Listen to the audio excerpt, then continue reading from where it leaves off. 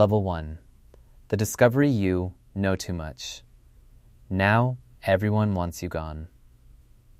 It started with a file you were not supposed to open, not because you were snooping, because your job required access to a network directory, and the file was in the directory, and the file name suggested it was a routine compliance document you needed for a report you were writing.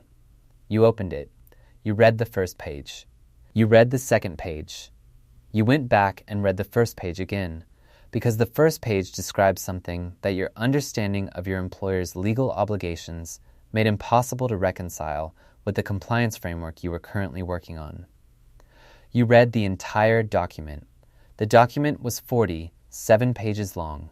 By page 12, you understood that what you were reading described a systematic practice that violated federal law. By page 23, you understood that the practice was not accidental, but designed.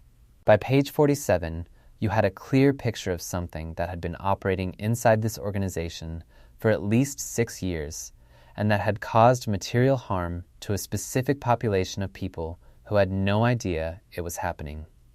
You closed the document. You sat at your desk for 22 minutes. You were aware that what you did in the next hour would determine a significant portion of the next several years of your life. You were also aware, in the specific way that people are aware of things they have not yet fully processed, that there was only one thing you were actually going to do. The 22 minutes was not deliberation. It was the gap between knowing what you were going to do and accepting that you were going to do it. The legal protections for whistleblowers in the United States are extensive and imperfect. The False Claims Act, the Dodd-Frank Act, the Sarbanes-Oxley Act, and multiple other statutes provide varying degrees of protection for individuals who report violations of law to appropriate authorities. The protections are real. They are also contested in ways that are not apparent until you need to use them. The gap between the protection as written and the protection as experienced is something that whistleblower attorneys spend their careers navigating, and that their clients discover in real time. You did not know any of this when you closed the document. You knew your company had done something wrong, and that you had seen evidence of it, and that you had to decide what to do with what you had seen. You went home. You did not discuss it with your spouse, because you did not yet know what you were going to say. You did not sleep well. You went back to work in the morning and did your job, and at lunch, you looked up the name of a whistleblower attorney. This is the beginning. Everything that happens next follows from a document you were not supposed to find in a directory you were supposed to have access to. The organization that created the document is already larger, better resourced, and more legally sophisticated than you are. The gap between those positions is going to be your primary operational environment for the foreseeable future. Level 2. The report you found an attorney in week 2. The consultation was an education.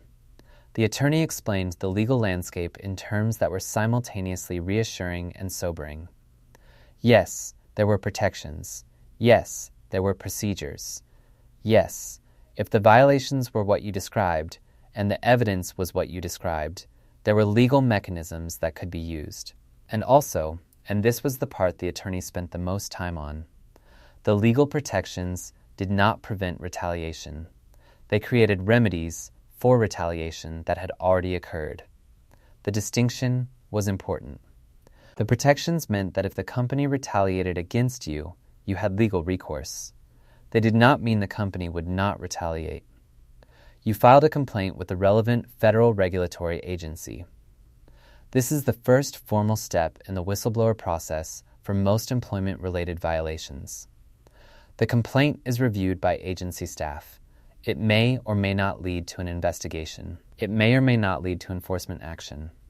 The timeline is months to years. The outcome is uncertain. The filing of the complaint is the point at which your name enters a system that your employer's legal department will eventually see, because regulatory complaints become part of a process that involves the regulated entity, and regulated entities have legal departments that monitor these processes. 6 weeks after you filed your complaint, you had a performance review. Your previous 2 performance reviews had been positive, above expectations. Strong contributor. Promotion track. This review was different, not negative enough to be immediately actionable. Carefully constructed to document concerns about your performance that had not appeared in previous reviews. Issues with communication style. Questions about judgment. A pattern being established in writing that had not previously existed. You recognized it for what it was the moment you read it. Your attorney recognized it the moment you described it. The attorney said this is textbook and sent you a case citation from 2018 that described an almost identical sequence of events. Edward Snowden, Jeffrey Wiggin, Sharon Watkins, Daniel Ellsberg. The history of whistleblowing is a history of individuals who possessed specific information that their institutions wanted suppressed, and who made a decision to share that information with parties outside the institution at significant personal cost. The outcomes of these cases vary considerably. Some whistleblowers receive legal protection and financial rewards. Some lose their careers, their savings, and years of their lives in litigation. Some become public figures. Some remain anonymous. The constant across virtually every case is that the period between the disclosure and the resolution is longer and more difficult than the person making the disclosure anticipated when they made it. You had not anticipated how long. You had not anticipated how difficult. You had anticipated that you were right, and that being right would matter in a relatively direct way.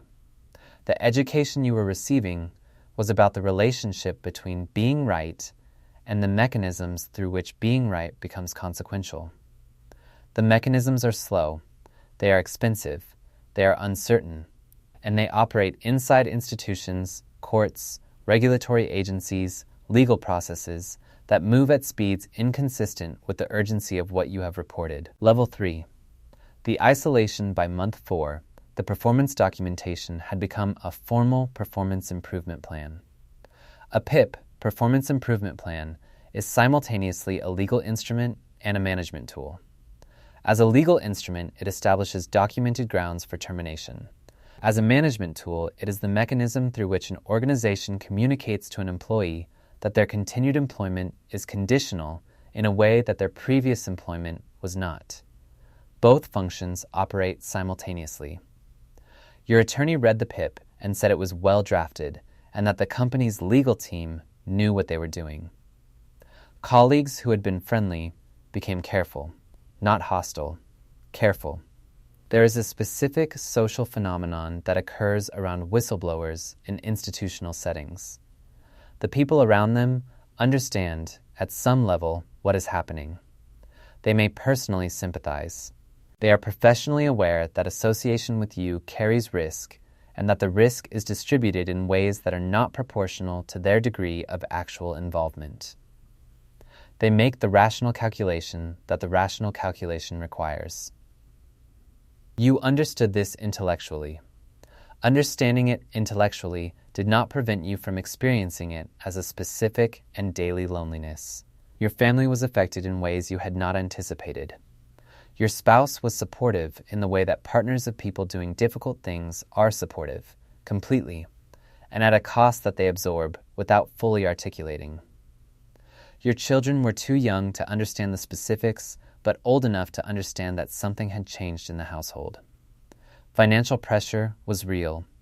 Legal costs were real. The timeline of the regulatory investigation was uncertain, and the timeline of any employment litigation would be even longer, and the gap between where you were and where you needed to be financially was a practical problem that the righteousness of your position did not solve.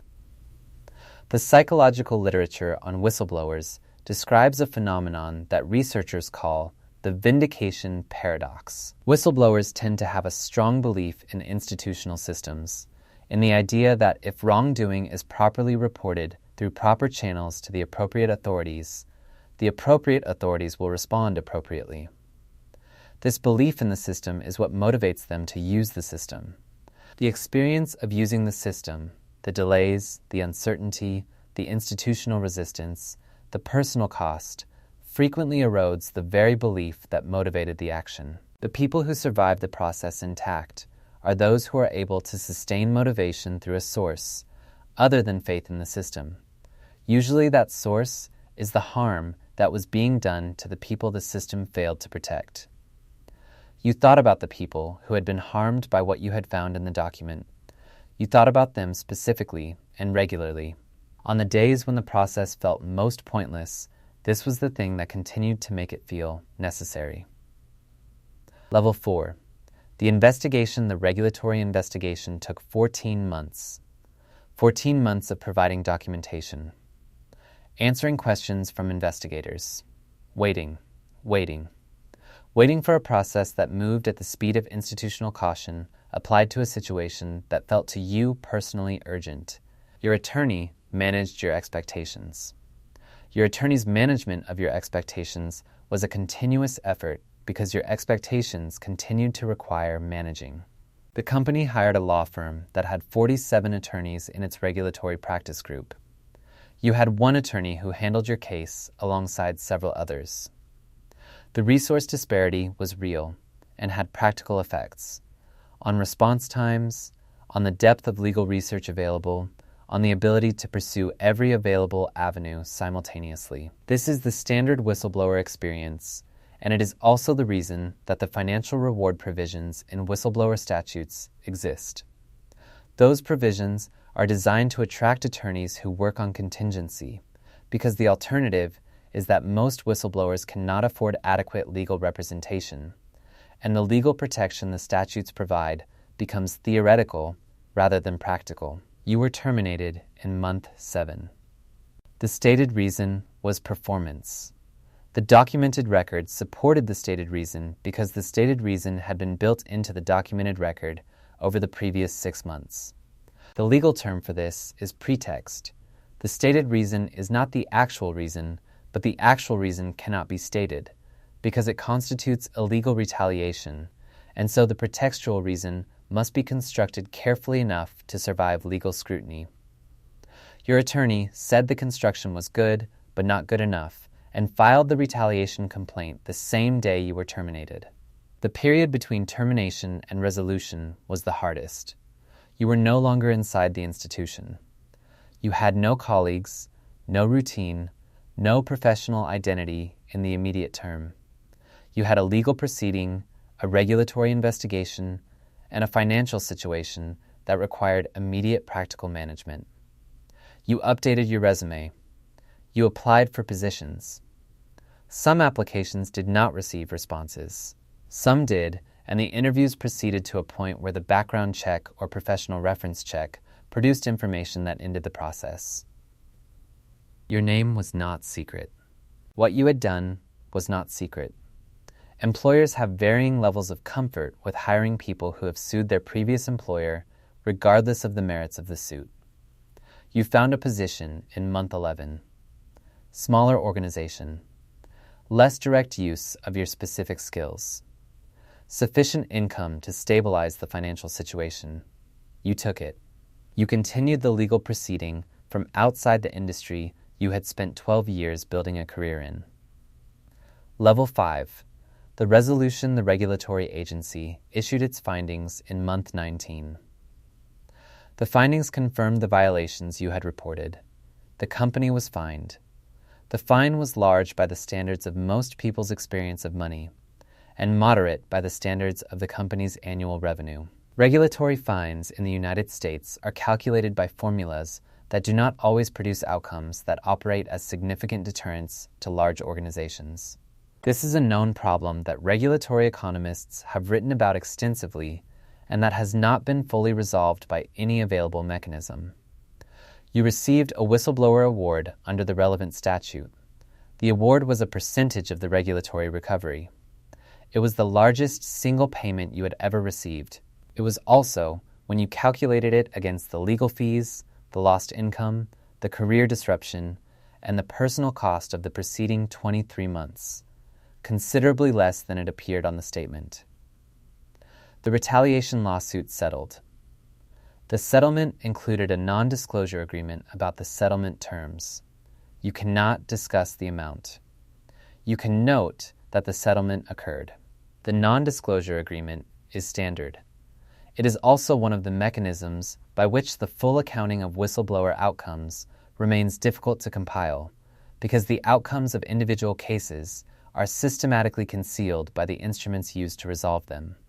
The people who were harmed by the practice you reported received notification from the regulatory agency. Some of them received restitution. The notification process reached most, but not all of them, because 20 years of addressing harmed people involves finding people who have moved and changed contact information and who may not be monitoring communications from regulatory agencies they have no particular reason to expect to hear from. The harm you reported was real. The remedy was real. The remedy was incomplete. You returned to your industry, not to the same organization, not to a position equivalent to the one you held before you found the document. The career path that existed before the document is not the career path that exists now. Paths that are interrupted at the level yours was interrupted rarely fully reconstitute.